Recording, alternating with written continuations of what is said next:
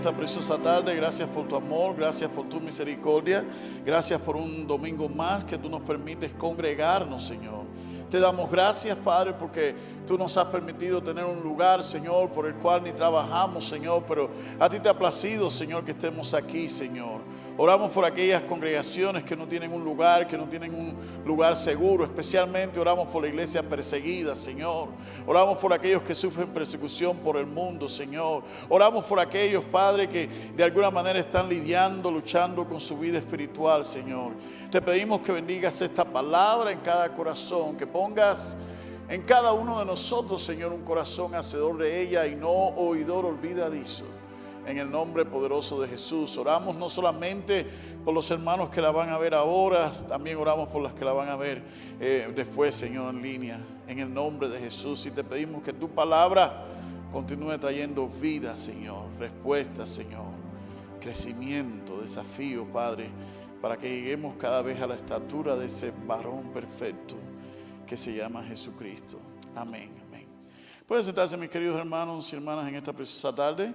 Le voy a invitar a que abra su Biblia en la segunda carta a los Corintios, capítulo 10, segunda de Corintios, capítulo 10, segunda de Corintios 3, vamos a estar leyendo los versos del 10 al 18, segunda carta a los Corintios, capítulo 3, versos del 10 al 18. Vamos a orar por aquellos hermanos, algunos están viajando de vacaciones, otros simplemente están enfermos, pero otros simplemente están luchando con su vida espiritual. Vamos a orar por aquellos hermanos que hoy no están, que están luchando con su vida espiritual. Usted sabe que la vida espiritual es algo que, usted sabe que la vida espiritual es independiente de la vida secular, ¿verdad? ¿Cuántos saben eso? ¿Sí? ¿Todos están seguros de eso? El otro día mandé un texto exhortando a los hermanos que vinieran a participar de una reunión, porque nos pasamos toda la semana trabajando, ocupándonos de nuestras finanzas, de nuestros estrés, de nuestras deudas. Y cuando tenemos un chance de ocuparnos de nuestra vida espiritual, lo pasamos por alto. Tenga cuidado, hermano. Tenga cuidado, porque el cristiano no cae. El cristiano se desliza. Y cuando usted empieza a prestarle poca atención a su vida espiritual, usted puede tener consecuencias reflejadas en su vida carnal y material. Esto no es un regaño ni nada de eso, esto es una exhortación para que seamos cuidadosos. Los tiempos son malos. No estamos viviendo en tiempos fáciles. Estamos viviendo en tiempos complicados. Y la iglesia, como cristianos, tenemos que estar despiertos. Pablo dice a la iglesia de los tesalonicenses: levántate tú que duermes. Y todavía hay algunos hermanos que piensan que la vida cristiana es light. No. Vamos a tener luchas. Y cuando las luchas lleguen y nuestro espíritu esté débil, ahí nos vamos a acordar. Segunda de Corintios capítulo 3, verso. Y quiero, hablando de esto, quiero compartir el tema de hoy, una transformación real. Segunda de Corintios capítulo 3, versos del 10 al 18, la palabra dice: pues incluso lo que fue glorioso en su momento ya no lo es tanto si se compara con la gloria más excelsa. Y si lo perecedero era glorioso, mucho más glorioso será lo permanente. Por lo tanto, como nosotros tenemos tal esperanza, actuamos con plena libertad. No actuamos como Moisés, que se cubría el rostro con un velo para que los hijos de Israel no se fijaran en el fin de lo perecedero. Pero la mente de ellos se endureció, y hasta el día de hoy, cuando leen el antiguo pacto, llevan puesto el mismo velo que solamente por medio de Cristo puede ser quitado. Y aún hasta el día de hoy, cuando leen a Moisés, el velo les cubre el corazón. Pero ese velo les será quitado cuando se conviertan al Señor. Porque el Señor es el Espíritu, y donde está el Espíritu del Señor, allí hay libertad. Por tanto, todos nosotros que miramos la gloria del Señor a cara descubierta, como en un espejo, somos transformados de gloria en gloria, en la misma imagen como por el Espíritu del Señor. Una transformación real, una transformación real. Es interesante para mí, me llama mucho la atención, cómo Pablo está resaltando. La semana pasada el tema que vimos era cómo somos parte de algo grande, y Pablo estaba haciendo la comparación del Antiguo Testamento, del Antiguo Pacto, de la antigua ley dada por Moisés, y aquí continúa exhortándole a los corintios. El pacto en que nosotros vivimos ahora, este pacto de la gracia, es mucho más glorioso. Me llama mucho la atención cuánta ignorancia hay en el pueblo de Dios. Cuando tú ves hoy en día a creyentes evangélicos, no solamente creyentes evangélicos, creyentes que no son ni siquiera por asomo judíos, que no vienen de descendencia judía ni por asomo, creyentes como nosotros latinos, cubanos, que a veces con costo hablamos el español bien, queremos aprender hebreo. Un hebreo que ya hoy en día ni se usa, ni los mismos hebreos lo usan. ¿Ha conocido a alguien así? ¿No conoce a nadie así? Y entonces vemos todas estas tradiciones hebreas dentro del mundo evangélico. Yo no sé qué pensaría el apóstol Pablo si viviera hoy en día. El lugar que le damos a las tradiciones y costumbres hebreas, todo eso era sombra. Toda esa ley era sombra. Eso no era, no estoy diciendo que sea malo, fue glorioso en su momento, pero este nuevo pacto es glorioso. Y Pablo está hablando acerca de algo que nosotros tenemos que entender. Cómo nosotros podemos transformar, cambiar nuestra vida de una manera real, no un espejismo. Muchas veces nosotros tratamos de hacer cambios en nuestra vida, logramos disciplinarnos por un tiempo, logramos hacer un cambio por un tiempo, pero después volvemos a caer en lo mismo. ¿Sí o no? ¿Sí o no? Una de las frases que yo aprendí, ahora lo entiendo mejor, pero una de las frases que yo aprendí cuando empecé mi jornada de ejercicio, de perder peso, yo siempre escuchaba esa frase, rebote. Cuidado con la dieta porque después puede tener un rebote. Y decía, ¿qué quiere decir eso? Hasta que descubrí que es tan fácil perder 5 kilos como ganar 10. Y uno dice, ¿cómo es posible? Si ayer me veía como modelo, ya casi tenía 6. ¿Y por qué la semana que viene tengo 12? ¿Qué pasó aquí? Hay muchas transformaciones que se pueden hacer por un momento, por un tiempo, y no logramos nada. Hay relaciones a veces de pareja, hay relaciones de familia, que tú llegas a una resolución y tú dices, bueno, ya no vamos a discutir más, ya todo va a estar bien y todo va a estar bien, hasta que 2 semanas después pasa otra cosa otra vez. Y otra vez tenemos que discutir. Y otra vez tenemos que entrar en un argumento. ¿Cuántos saben de lo que les estoy hablando? No se me haga el santo. Sobre todo nosotros los padres. ¿Cuántas veces tenemos que explicarle a nuestros hijos lo mismo? Y cuando parece que ya agarraron la señal, todavía no la agarra. Y escuche esto, mientras mayores se ponen, peor. Porque mientras más crecen, más caprichosos, más voluntariosos, más creen que saben más que nosotros los que ya vivimos. Y cuando mi niño trata de tomar ventaja o algo, yo le digo una frase bien cubana, apréndase esa ahí, se la voy a pasar al costo. Mijo, cuando tú ibas con la harina, ya yo venía con el pan. Sí, pues los muchachos piensan que uno es tonto y te hacen unos cuentos. ¿Y qué pasó? ¿Y dónde estaba? No, que la clase, todos sacamos C. ¿Really? Bueno, yo no soy papá de todo. El problema de las transformaciones es la falta de constancia y la falta de entender por qué yo quiero una transformación, de qué se trata una transformación. Más importante aún, la pregunta que yo quiero que nosotros en esta tarde reflexionemos. Pablo está hablando que había un velo, que cubrió el corazón porque su mente se endureció. Muchas veces los creyentes tenemos velos que no nos permiten ver todo lo que el Señor quiere hacer en nuestra vida. ¿Con qué velos tenemos que lidiar? ¿Con qué velo tenemos que luchar? Y en esta tarde vamos a ver un poquito de qué se trata este nuevo pacto y cómo podemos tener una transformación real. Lo primero que tenemos que entender, dice Pablo en el verso 11, si lo perecedero era glorioso, mucho más glorioso será lo permanente. En este pacto de la gracia, a través de Cristo Jesús, tenemos una mejor promesa. En Cristo tenemos una mejor promesa.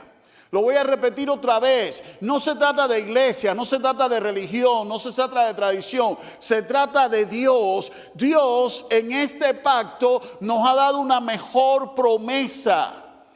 La vida cristiana es más que la religiosidad de venir a la iglesia o no venir una vez a la semana, una vez al mes o una vez cada 5 años. No. Eso no es la vida cristiana. La vida cristiana es cuando nosotros, aparte de entregarle nuestro corazón a Jesucristo como nuestro Salvador, nos convertimos en sus seguidores porque nos convertimos en discípulos. Y una de las características más importantes de un discípulo es que tiene un espíritu moldeable, enseñable. En el Evangelio, en la vida cristiana hay mejores promesas. Y déjeme ser honesto, hay mejores promesas en ser un cristiano que en ser ciudadano de este país. Hay mejores promesas en ser cristiano que heredarse o sacarse la lotería. Hay mejores promesas de bendición en ser un creyente que en tener un buen empleo. ¿Sí o no? ¿Sí o no? En Cristo tenemos mejores promesas. Él promete una vida. Jesús dice, yo he venido para que tengan vida y para que la tengan en abundancia.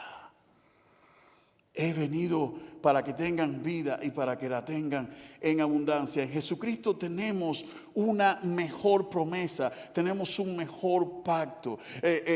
Pablo nos enseña en 2 Corintios mismo 3, de 7 a 8, el ministerio que llevaba la muerte y cuya letra estaba grabada en piedra fue glorioso, con lo que los hijos de Israel no podían mirar el rostro de Moisés, revió su esplendor. ¿Cuánto? Ahora en el verso 8 dice algo muy interesante. ¿No será mucho más glorioso aún el ministerio del Espíritu? Porque ya no se trata de la escritura de Dios en una piedra, ahora se trata el Espíritu grabando en nuestro corazón las promesas de Dios. Es tan importante, mi querido hermano, que el ministerio del Espíritu Santo, la obra del Espíritu Santo fue validada por el propio Señor Jesucristo. En Juan 16 hay un pasaje ahí que me llama mucho la atención. Juan 16, verso 7, los discípulos estaban tristes porque ya Jesús le había dicho que iba a partir, que lo iban a crucificar. Y estaban tristes. Pero usted tiene que entender esto. Nosotros lo leemos hoy en día y lo leemos con mucha ligereza. Pero tenemos que entender lo que estaban viviendo los discípulos. Habían caminado 3 años con Dios mismo. Habían visto a Jesús hacer milagros, resucitar muertos, echar fuera demonios. La gloria misma de Dios había estado con ellos 3 años y ahora de pronto te tienes que ir. Y Jesús vio que estaban tristes. Jesús le dice algo que todavía razona hoy en nuestras mentes. Les conviene que yo me vaya. Yo me imagino a los discípulos estando, ¿cómo que nos conviene? Si tú eres lo máximo, les conviene que yo me vaya. Porque cuando yo me vaya, el Padre va a mandar al Consolador, al Espíritu. Y eso que ustedes han visto, ese poder que les ha acompañado a ustedes, cuando yo me vaya, va a estar en ustedes. Esto es algo grande. Porque el nuevo pacto está validado por la obra del Espíritu Santo dentro de nuestro corazón, dentro de nuestra vida. El Espíritu Santo empieza a obrar, el Espíritu Santo empieza a cambiar, el Espíritu Santo empieza a transformar. El Espíritu Santo tiene en cada uno de nosotros un poder ilimitado. Por eso tenemos luchas, porque la carne quiere lo malo. El Espíritu quiere lo bueno. La carne nos jala a la distracción. El Espíritu Santo nos lleva al enfoque en Dios. ¿Quién está ganando la pelea? ¿Quién está ganando la pelea? En este nuevo pacto tenemos mejores promesas. Para recibir una transformación real en nuestra vida, tenemos que entender de qué se trata el nuevo pacto en Cristo Jesús. Ahora, Pablo sigue diciendo algo. Por lo tanto, como nosotros tenemos tal esperanza, con plena libertad, no actuamos como Moisés, que se cubría el rostro con un velo para que los hijos de Israel no se fijaran en lo perecedero. Esto me llamó mucho la atención que Pablo resaltara esto. Cuando usted lee el Antiguo Testamento, específicamente Éxodo, usted ve la historia que Moisés bajaba de estar en la presencia del Señor y su rostro resplandecía. Y dice Pablo que para que los hijos de Israel no pudieran ver el rostro de Moisés, Moisés se cubriera el velo. Pero Pablo dice, para que no se enfocaran en lo perecedero. Hay dos cosas que quiero hablar, de dos detalles interesantes que quiero hablar del velo. Número uno, Moisés se cubría el rostro para evitar que los hijos de Israel vieran algo que él no era eterno, él era temporal. Él no era para siempre. Y Moisés estaba teniendo cuidado. Si esta gente me ven a mí así con el rostro resplandeciente, me van a idolatrar a mí. No, déjame ponerme un velo. Para que no crean que esta ilusión, yo soy un instrumento, yo soy perecedero, yo no soy eterno. Nosotros no somos eternos. Nosotros tenemos un tiempo de vencimiento al cual Dios nos va a llamar a todos a su presencia. Y Moisés entendió que la función de él no era que los hijos de Israel se fijaran en él, en la gloria que Dios mostraba a través de él. Moisés entendió que la función de él era enseñarle al pueblo la gloria de Dios. Esto es muy interesante porque me llama la atención y para ser honesto me molesta muchas veces cuando escucho a famosos hombres de Dios especulando de la gloria, de la unción, del superpoder que los respalda a ellos. Y me mortifica mucho más ver a creyentes detrás de esos hombres y esas mujeres. Como si la gloria de los hombres fuese más importante que buscar la gloria de Dios. Eso es lo que yo le llamo ilusión óptica. Usted nunca ha tenido una ilusión óptica en el cine. Me voy a explicar mejor. De donde yo vengo, las películas no llegaban a tiempo, llegaban siempre atrasadas. Y yo me acuerdo que cuando llegó, no pongan cara de jovencito, que ustedes saben de lo que les estoy hablando. Yo me acuerdo que nosotros nos quedamos en mi país con la mentalidad de Arnold, de Conan el Bárbaro. Arnold era joven cuando aquello, fortachón, era un Mr. Olympia. Y después pasaron los años y a principios de los 90 vimos otra película de Arnold, pero ya no estaba así. Y yo dije, ¿qué pasó? Y me di cuenta que los años pasaron.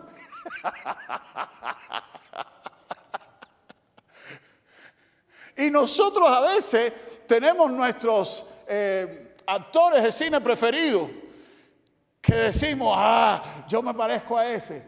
Pero cuando tú lo ves ahora dices, ya los años le pasaron. Hermano, así pasa con los hombres o las mujeres que servimos a Dios. Los años nos pasan.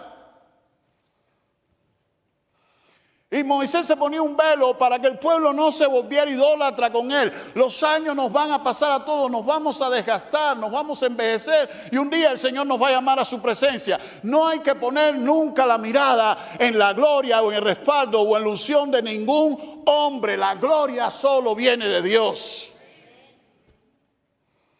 Otra función interesante del velo la encontramos en el Nuevo Testamento. La Biblia dice que cuando Jesús murió, el lugar santo y el lugar santísimo era separado también por una cortina, por un velo. Cuando Jesús murió, ese velo se rasgó. La diferencia entre el lugar santo y el lugar santísimo era muy importante, porque en el lugar santísimo solamente podía entrar una vez al año el sumo sacerdote, una vez al año. Cuando Jesús muere, ese velo se rasga. Y como Jesús es nuestro sumo sacerdote, ya nosotros no necesitamos esperar por alguien que nos lleve a la presencia del Señor una vez al año. Nosotros podemos buscar la presencia del Señor y estar en su presencia todos los días. No se le ocurre esperar por un domingo para encontrarse con la presencia de Dios. Porque, se lo voy a decir, se puede defraudar. Porque los hombres no somos la presencia de Dios. La presencia de Dios es Dios. Y el único que nos lleva a ella es Cristo. Por eso cuando tú te levantes temprano, yo creo que aquí todos nos levantamos temprano a orar. Quiero creer yo que todos oramos antes de ir a trabajar. Quiero creer yo que todos tenemos un devocional antes de ir a trabajar. Usted busca en ese tiempo la presencia del Señor porque Él está allí. Él no está en un lugar específico, Él está allí con usted, donde usted se encuentra, donde usted abre su corazón delante de Él. Y eso va a crear en usted una transformación completa, real, permanente. Hay creyentes que no viven una rutina todos los días, la misma rutina. Cuando Dios quiere estar haciendo algo nuevo todos los días. Por eso el profeta Isaías dice al pueblo, no se acuerden de las cosas pasadas, ni traigan a memoria las cosas antiguas, porque yo voy a abrir otra vez camino en el desierto y ríos en la soledad. Cuando nosotros aprendemos a estar en la presencia del Señor, sin importar el desierto que aparezca, el desierto que enfrentemos, vamos a encontrar que Dios siempre nos va a guiar. Muy interesante, una transformación. Y lo último que quiero compartirte en esta tarde, Pablo dice, porque el Señor es el Espíritu, y donde está el Espíritu del Señor, allí hay libertad. Por tanto, todos nosotros que miramos la gloria del Señor, a cara descubierta como un espejo seremos transformados. Dios es Espíritu, y donde está el Espíritu del Señor, allí hay libertad. Hay creyentes que todavía no pueden disfrutar de libertad, de transformación, porque son esclavos. Hay muchos creyentes todavía esclavos. Esclavos de muchas cosas. Esclavos de adicciones. Esclavos de enojos. Esclavos de pasiones. Esclavos de rencores. Pero mi Biblia dice, Dios es Espíritu, y donde está el Espíritu Santo de Dios, hay libertad. La obra del Espíritu Santo es una obra transformadora y regeneradora. Cambia, transforma nuestras vidas. En Juan capítulo 3, me gusta mucho el Evangelio de Juan porque es el Evangelio de las entrevistas. Desde el capítulo 3 Jesús comienza dando entrevistas. Y la entrevista de Juan con Nicodemo es muy interesante porque todos sabemos el verso 16. La mayoría de los cristianos se saben el verso 16. Pero el verso 16 está en un contexto muy interesante porque Jesús le está diciendo a un maestro de la ley, a un conocedor, tienes que nacer de nuevo. Tienes que nacer de nuevo. Es muy interesante que Jesús le diga a alguien religioso, conocedor, que tenía que nacer de nuevo. Yo conozco muchos cristianos que conocen a Cristo hace tiempo, pero todavía tienen actitudes como si no hubiesen nacido de nuevo.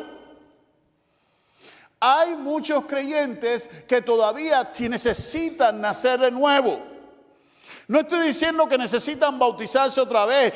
No estoy diciendo que necesitan hacer profesión de fe otra vez. Estoy diciendo que necesitan nacer del Espíritu de Dios. Que eso es lo que dice Jesús. Lo que es nacido de la carne, carne es. Pero lo que es nacido del Espíritu, Espíritu es. Y hay muchos creyentes que conocen la palabra, que conocen la iglesia, que son amigos del pastor, que se llevan bien con el pastor. Pero la vida cristiana es más que ser amigo de un pastor, es más que ser miembro de una iglesia, es más que llevarse bien con todo el mundo. La vida cristiana es una vida de regeneración y de transformación. Y esa transformación solo ocurre a través del Espíritu Santo. Cuando el Espíritu Santo nos regenera, nos transforma, nos vuelve una versión mejorada. Hay gente que con los años tenemos dos tendencias: o empeoramos o mejoramos.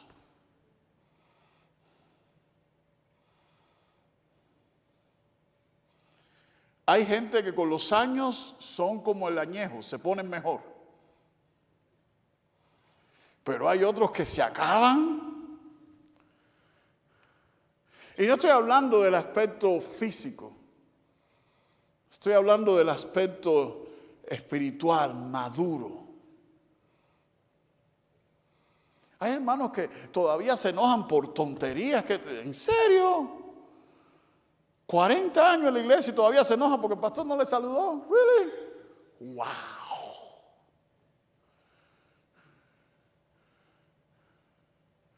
Hay otros que ya ni hacen caso. Pastor, no me ha saludado, pero te llamo y te saludo yo. ¡Wow! ¡Qué madurez! ¿Verdad que va mejorando? Pero hay otros, mientras más los años pasan, más, no sé, como que van involucionando. En vez de evolucionar, van para atrás como el cangrejo, involuciones. ¿Qué pasó aquí? No, es que ya estoy. ¿Quién dijo que ser viejo es sinónimo de mala crianza? A veces sí. Pero en el Señor, Pablo dice, este hombre exterior se va deteriorando, pero el interior se va renovando. Porque a medida que pasamos tiempo con el Señor, no se supone que empeoremos, se supone que mejoremos. A medida que pasamos tiempo siendo ministrados por el Espíritu Santo de Dios, no se supone que vayamos para atrás. No se supone que estemos cada vez más desanimados, más deprimidos, más desalentados. No, eso puede pasar por pasar tiempo con un hombre, con una mujer, o trabajando para un jefe específico, no sé. Pero cuando uno pasa tiempo en la presencia del Señor todos los años, en medio de la pobreza, de la riqueza, de las enfermedades, de la salud, el Espíritu Santo nos renueva. Y nos va haciendo más completo. La pregunta no es si tengo o no tengo el Espíritu Santo. La pregunta es, ¿qué le permito al Espíritu Santo que haga dentro de mí? Porque ¿sabe usted que podemos resistirlo? Hay gente que se resiste a la obra del Espíritu Santo. Por eso la palabra dice, si oyeres hoy su voz, no endurezcáis vuestro corazón. Hay gente que escucha la voz del Espíritu, pero no la quiere oír. Dice, no, eso no es para mí. Me pongo un velo. como los judíos, su mente se endureció y se pusieron un velo. Y hay muchos cristianos que no crecen, no porque no sepan, no porque no puedan, sino porque eligen ponerse un velo. Eligen endurecer su mente y ponerse un velo en su corazón. Tengamos mucho cuidado. No limitemos la obra del Espíritu Santo. Necesitamos ser transformados. Y otra cosita muy importante. El Espíritu Santo nos transforma, nos cambia donde necesitamos, no donde nosotros queremos. Porque a veces nosotros queremos cambio en situaciones, en lugares que no es lo que el Espíritu Santo quiere. El Espíritu Santo trabaja, nos cambia y nos transforma a nosotros y dentro de nosotros. El Espíritu Santo no es nuestro enemigo, es nuestro ayudador. Mi querido hermano, la pregunta que tengo para ti en esta tarde: ¿qué velo está cubriendo tu corazón que te impide una transformación real? Da un paso para adelante y dos para atrás. Haces un cambio hoy, pero después a la semana te das cuenta que no lo habías superado. ¿Qué está pasando? Los cambios y las transformaciones del Señor son genuinos. Si nosotros no cambiamos, no es culpa del Señor. Es nuestra responsabilidad. Tenemos que ser brutalmente honestos con nosotros mismos y decir: ¿qué me está pasando? ¿Por qué estoy en este mismo lugar de hace 10 años atrás? ¿Por qué no solamente por qué estoy echando para atrás? ¿Por qué me estoy atrasando tanto en mi vida cristiana? No recuerdo si es a los Colosenses o a los Gálatas que Pablo le dice: ya ustedes deberían ser maestros y todavía están como novatos. Ya a esta altura deberíamos ser maestros y todavía están actuando como novatos. Todavía hay que recordarle que hay culto. Todavía hay que recordarle que tiene que venir a la iglesia. Todavía hay que recordarle que tiene que leer su Biblia. Todavía hay que recordarle que tiene que orar. ¿Really? ¿En serio? ¿Qué está pasando? Miremos al interior de nuestro corazón y busquemos una transformación real, no emocional. Confróntese, confronte su vida, confronte su corazón y pregúntese: ¿estoy donde Dios quiere que esté? ¿Estoy llegando a donde Dios quiere que llegue? ¿O sigo detenido en el mismo lugar? Y hay muchas cosas que pudiéramos decir, cómo salir del lugar, pero tenemos que terminar. Quiero que usted reflexione en esta tarde que usted tiene un Dios, es parte de un nuevo pacto con mejores promesas. Tiene la ayuda del Espíritu Santo de Dios en su vida para alcanzar estas mejores promesas. Afiance su esperanza en Cristo. Ya Cristo removió el velo. Y deje que el Espíritu Santo de Dios trabaje. Deje que el Espíritu Santo de Dios trabaje. Deje que le incomode. Deje que le muestre dónde necesita cambiar. Incline su rostro, incline su corazón. Vamos a prepararnos para la cena en esta preciosa tarde. Hola, Dios le bendiga. Le saludo por acá a su pastor y amigo Roldán. Le agradezco, antes que todo, le agradezco por tomarse el tiempo de ver nuestras predicaciones. Espero que sea de bendición para su vida. Y le sugiero, si esta predicación le es de bendición, que haga 3 cosas. Número 1, suscríbase al canal, active la campanita y compártala con un amigo. Y si quiere hacerlo, si lo siente en su corazón y quiere dejarnos algún comentario, por favor, siéntese en la libertad de hacerlo. Es nuestro deseo que la palabra del Señor le bendiga, edifique su vida, la de su familia y también la de muchas otras personas más. Ayudándonos, nos ayuda mucho si se suscribe y la comparte, y así el algoritmo de YouTube lo recomienda a otras personas. Dios le bendiga y espero que este mensaje sea de edificación para su vida. Dios le bendiga. Chao.